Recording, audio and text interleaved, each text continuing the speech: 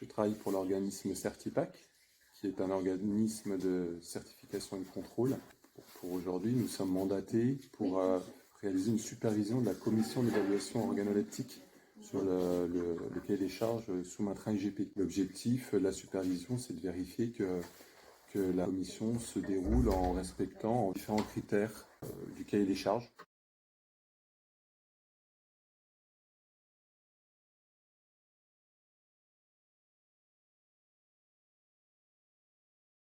Donc aujourd'hui, nous sommes réunis au laboratoire d'évaluation sensorielle du lycée Labrosse pour faire une évaluation sensorielle du fromage sous-main-train IGP.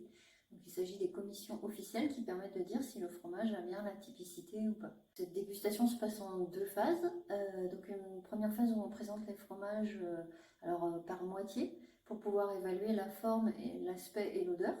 Dans un deuxième temps, avec un deuxième code, on va présenter les fromages en portions pour que les dégustateurs puissent le goûter et voir si le fromage a le goût typique du sous-main-train.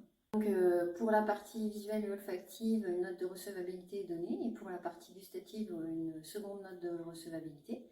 Le goût l'emporte sur le visuel, et donc on sait si le fromage est recevable, c'est-à-dire dans la typicité du sous-main-train.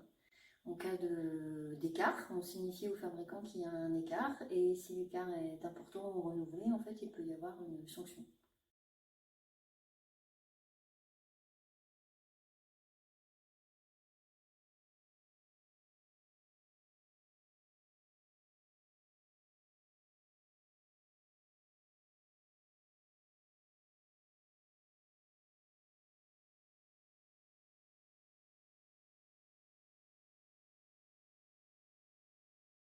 L'intérêt des commissions de dégustation est de parvenir à ce que toutes les caractéristiques qui font qu'un fromage sous-main-train est un bon fromage sous-main-train et rentre dans l'IGP doit être observées. C'est-à-dire qu'il faut absolument gommer au maximum les défauts majeurs que l'on trouvait il y a quelques années.